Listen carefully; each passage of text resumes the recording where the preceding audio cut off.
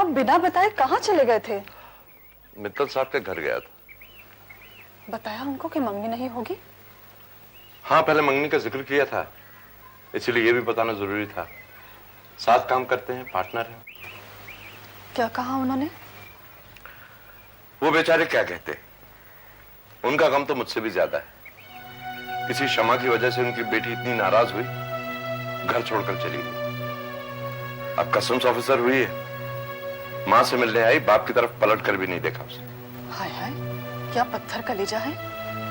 ऐसा करके उसने अपने बाप को मुंह दिखाने तक की जगह नहीं छोड़ी। इन मामलों में हमारी बेटी सवा लाख दर्जे बेहतर है। मंगनी तोड़ दी, हमारे साथ कोई बदतमीजी नहीं की, हमसे कुछ कहा भी नहीं, सारा गम खुद पी गई। इसीलिए मैंने नसीम को बुलाकर कहा है कि उससे बातें करे, उसका गम हल्का करे। उसने एक आंसू नहीं बहाया, ना आपके सामने ना मेरे सामने। वो रोएगी नहीं तो उसके अंदर गम बैठ जाएगा। नहीं, ऐसा नहीं होगा। हमारी सभा बहुत बहादुर है, बहुत समझदार है। इतना सब हो गया, लेकिन हम लोगों से वैसी ही बात करती है, वैसी खाती पीती है जैसे पहले। नहीं, उसके अंदर क्या हो रहा है ये आप नहीं जानते।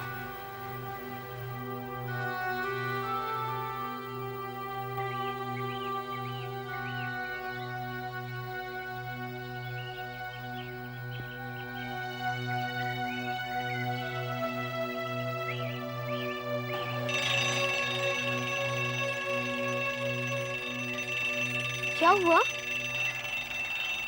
कुछ नहीं, आँख में कुछ पड़ गया। सच कह रही है? क्यों? अख्तर अंसारी का एक शेर है कि लोग पूछते हैं कि आंखें लाल क्यों हैं। वो कहता है, लाख कहना चाहूं मगर कह ना सकूंगा कि रात रोने की ख्वाहिश थी और रो ना सका। तू रो क्यों नहीं लेती? क्यों रो नसीम, सारी खता तो मेरी थी। तेरी? पहली मुलाकात में खालिद ने मुझे बता दिया था कि उसने एक लड़की की चप्पल कटवाई थी। वो लड़की उसके सपने में आती है। मैं और मोहसिन उसका मजाक उड़ाते थे, उस पर हंसते थे, लेकिन ये पता ना था कि एक दिन जब वो लड़की सामने आ खड़ी होगी तो वो हंसेंगे, मैं रो भी ना सकूंगी। तूने खालिद के लिए सारी चीजें आसान कर दी, तूने मंगनी क्यों तोड़ी? क्या करती? शीशे के ग्लास में बाल आ जाए तो लोग उसमें पानी नहीं पीते। मैं टूटे हुए दिल वाले खालिद के होठों से मोहब्बत मांगती।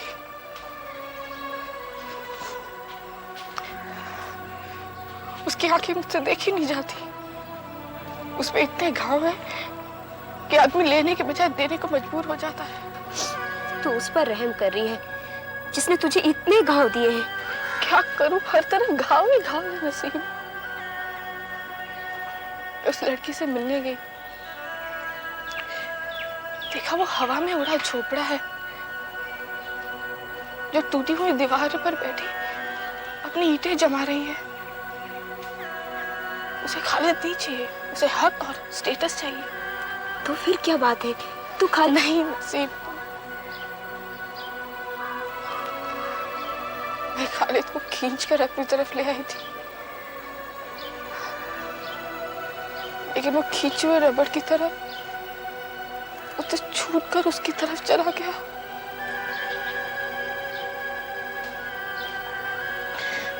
मेरा नहीं होगा, उसी का रहेगा, उसी का रहेगा, उसी का रहेगा वो।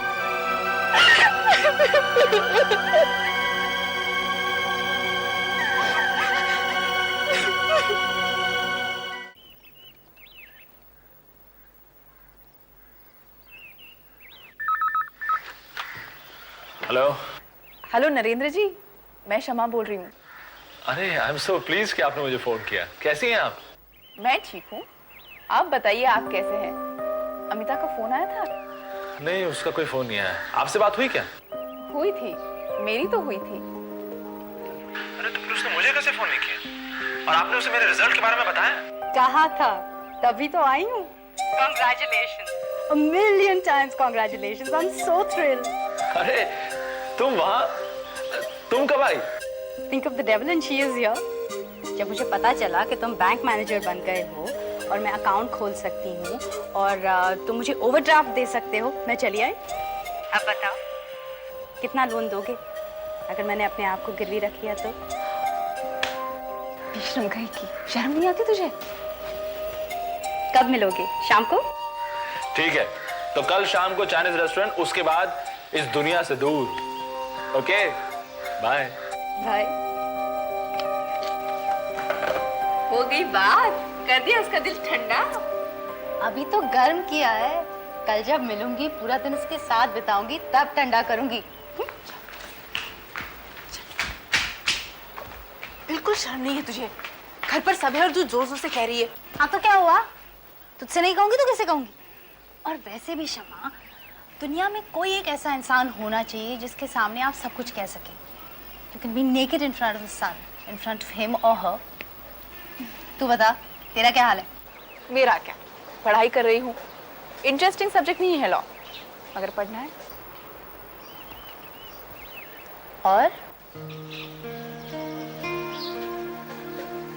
और क्या, अपील दायर की है। आगे? आगे क्या होगा, डेट मिलेगी, टाइम लगेगा। इधर उधर देखकर क्या बात कर रही है? सीधी देखकर बात करना। सीधी क्या बात कर रही है? वो मिला? कौन? कौन? वही जो तेरे इर्द गिर्द घूमता है, round and round, in spite of being rebuked, मना करने पर भी। दिमाग खराब हो गया है उसका। उसके वकील को छोड़ के मिस्टर गॉड को ज्वाइन किया है। कहता है उस वकील के साथ काम नहीं करूंगा जिसके साथ तुम्हारे खिलाफ मुकदमा लड़ा था, और उसकी बेटी के साथ मंगनी भी तोड़ दी। बेटी से मंगनी तोड़ दी? हाँ, वो आई थी, कह रही थी कि तुम्हारा है वो, तुम उससे। इतनी बड़ी बात तू मुझे अब बता रही है? कितनी बार तुझसे फोन पर बात की होगी मैंने? फोन पर क्या बताती, और बताने को क्या था? बताने को कुछ नहीं था। क्या था? अपने से छुपा रही है, मुझसे छुपा रही है? क्या? पहले तो छोटी से छोटी बात आकर बताती थी, बताए बिना तेरा खाना हजम नहीं होता था। अब इतनी बड़ी बात छुपा गई। कहाँ छिपा गई? और पहले क्या बताती थी? यही कि तुझे वो पसंद है। कब कहा था? जब मैंने पूछा था कि दोनों में से कौन सा पसंद है, जिसने पेन उठाकर दी थी वो या जिसने चप्पल गड़वाई थी वो? वो शादी के पहले की बात है। अब शादी के बाद की बात है शमा। शमा, उसने तेरी चप्पल गड़वाई थी, अब तेरी जिंदगी गड़वाना चाहता है। कोई जरूरत नहीं है मुझे उसकी। अब जरूरत नहीं है, आगे चलकर हो सकती है ना। तू फ्यूचर के बारे में कुछ कैसे कह सकती है? मैं अब की, प्रेजेंट की बात कर रही हूँ। उसने तुझे फिर छू लिया शमा। मुझे? और इस तरह छुआ कि जो कुछ हुआ मुझे नहीं बताया, छुपा कर रखा। नजरें मिलाकर बात भी नहीं कर सकती। तेरे दिल में घर कर गया वो। अमिता। शमा, तुझ पर साया पड़ गया उसका, इसीलिए तो उसे अवॉइड नहीं कर पा रही। मैं और उस पागल को। देखा, कहाँ रहा पागल तूने? देख, एक बात याद रख, जब कोई किसी को पागल कहता है ना, तब उसके गुस्से में उसका अप्रिसिएशन, उसकी दया दोनों शामिल होती है। और जब दया शामिल होती है, ऐसी बात मत कर। आई एम अ विडो, मेरा एक बच्चा है। बार बार ये लफ्ज मेरे सामने इस्तेमाल कर कर डरा मत मुझे। मैं जानती हूँ, और ये तेरी टेम्परेरी सिचुएशन है। आगे चलकर वकील बन जाएगी, सब कुछ बदल जाएगा। अब से देख रही हूँ। तू ये नहीं देख रही कि कोर्ट में मेरी एक और पहचान बनाई गई है। मेरी शादी नहीं हुई और मेरा बच्चा राजा साहब का नहीं है। जब तक ये पहचान खत्म नहीं होती, मेरी जिंदगी में कुछ नहीं होगा और कोई नहीं आएगा सिवाय उसके जो तेरी मदद करना चाहता है, तेरा साथ देना चाहता है।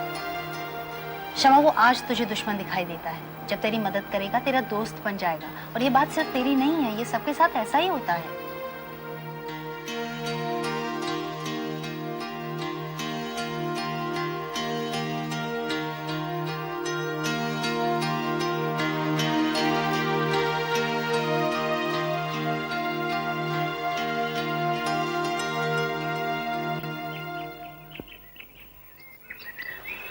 Thanks for the tie. Thanks for providing me with the reason to celebrate. मैं रोज इंतजार करती थी कि आज खुशखबरी आएगी कि तुम्हें बैंकिंग सर्विसेज में नौकरी मिल गई। तुम बिलीव नहीं करती, लेकिन यकीन मानो उस दिन मेरी आंख फड़की थी और ख्याल आया था कि आज खुशखबरी जरूर मिलेगी। That was Friday. उसके अगले 2 दिन छुट्टी थी, इसलिए भागकर चली आई, वरना फिर ऑफिस बंक करना पड़ता, जिस तरह कॉलेज बंक किया करती थी। तुम ये सर्विस में भी बंक कर सकती हो? जी नहीं, बिल्कुल नहीं, लेकिन कर लेती, चाहे कुछ हो जाता। मालूम है। तुम्हें पता है उस दिन मुझे कितना डिसअपॉइंटमेंट हुआ था जब मैंने तुम्हें न्यूज़ देने के लिए फोन किया और तुम इंस्पेक्शन पे गई हुई थी। अब तो नहीं गई ना? अब तो ऐसा लग रहा है जैसे जिंदगी एक संडे है और हम स्पेसशिप में एस्ट्रोनॉट्स हैं। इसीलिए तो फ्लाइट पकड़ कर आ गई, ताकि सैटरडे मेरा हो, संडे सिर्फ तुम्हारा और मंडे ऑफिस का। तुम इतनी जल्दी ड्यूटी ज्वाइन कर लोगी? तुम अपना ऑफिस ज्वाइन कर लो, फिर तुमसे पूछूंगी मंडे ऑफिस ज्वाइन करना इतना जरूरी क्यों होता है। अगर मैं तुम्हें कमरे के अंदर बंद करके ताला अंदर से लगा के चाबी बाहर फेंक दूं और बाहर डू नॉट डिस्टर्ब का बोर्ड लगा दूं, तब भी क्या तुम चली जाओगी? तुम्हारे पिताजी आ जाएंगे। क्यों? वो क्यों आएंगे? तुम उनके 8-10 लाख की हुंडी हो भाई। अगर शाम तक नहीं पहुंचे तो समझ जाएंगी ये लड़की ले उड़ी। पूछते पूछते हम तक पहुंच जाएंगे, मुझे तो छोड़ जाएंगे, तुम्हें ले जाएंगे। जिस तरह वो कस्टम्स वाले तस्करी का सोना नहीं ले जाते, उसी तरह। कैसे कैसे एग्जाम्पल देने लग गई हो तुम? पूरी की पूरी कस्टम वाली हो गई हो। अभी आदी हुई हूँ। पूरी उस दिन हो जाऊंगी जिस दिन तुम बैंक मैनेजर बन जाओगे। मेरे पास आकर कहोगे अकेले रहते रहते तंग आ गया, शादी कर लेते हैं, साथ रहते हैं। अरे बातों बातों में भूल गया कि हम लोग की पोस्टिंग तो अलग अलग होगी, हम लोग साथ में नहीं रह पाएंगे। कभी तो रहेंगे ना, और तब तक लवर्स की तरह रहेंगे, खूब डेटिंग करेंगे, छुट्टियों में भाग भाग कर एक दूसरे के पास आ जाएंगे। अगर तुम्हारी पोस्टिंग ऐसी जगह हुई जहाँ पर मैं अपनी टूर निकाल सके तो टूर निकाल कर आ जाऊंगी, साथ रहूंगी। फिर ऐसा कुछ मैनेज कर लेंगे कि हम दोनों की पोस्टिंग एक ही जगह पर हो, तब मैं पूरी हो जाऊंगी। यकीन मारो, तुम्हारा और तुम्हारे घर का पूरा ख्याल रखूंगी। तुम बहुत अनयूजुअल लड़की हो, समझ में नहीं आता क्या हो। सादा लड़की हूँ, बस छुपा नहीं सकती, ना उसे जिसे प्यार करती हूँ, ना उसे जिसे पसंद नहीं करती।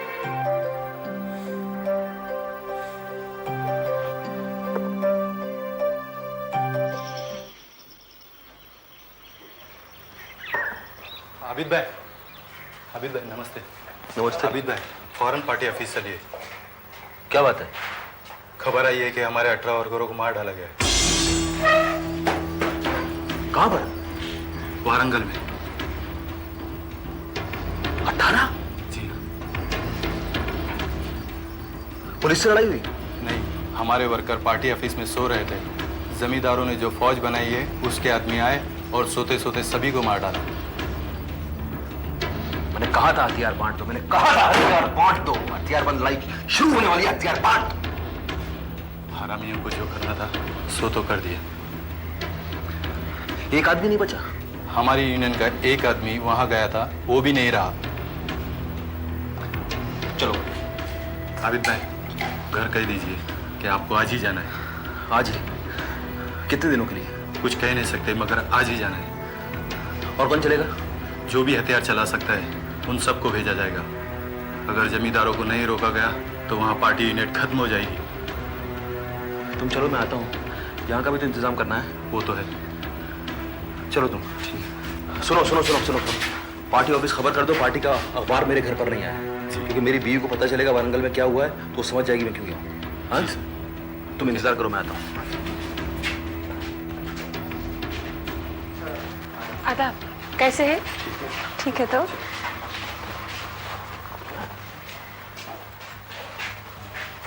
ये लेके जाओ। तो सुनो सुनो सुनो सुनो ऐसा है, मुझे थोड़े दिन के लिए जाना है। क्यों? कुछ ट्रेनिंग है, कैंप। किधर को जाना है? पता नहीं कहाँ भेज देंगे। अच्छा, बैंक में कितना पैसा है? पता नहीं। क्यों? नहीं, मैं सोच रहा था कि प्रोड्यूसर साहब से कुछ एडवांस ले लूं। मैंने गजल लिखी है, वो देता जाऊं। क्या बात है? बात? कोई बात नहीं। तो फिर इतना इंतजाम करके काहे को जा रहे तुम? नहीं, ऐसे ही ख्याल आ गया। वो अशरफ की फीस भी तो नहीं दी है ना। मेरे से कुछ छुपा रहे क्या? अरे बात छिपाने की नहीं है, बात बनाने की। बाहर जा रहा हूँ तो इंतजाम करके जाऊँ, पता नहीं क्या जरूरत पड़ जाए। आबिद साहब, पहचान में नक्को आ रहे हैं आज आप। कुछ बदले बदले लग रहे हैं। बूढ़ा हो गया हूँ, अभी वापस आऊंगा एकदम जवान होके आऊंगा, बिल्कुल तरोताजा पाऊंगा। हाँ, कुछ खिला दो।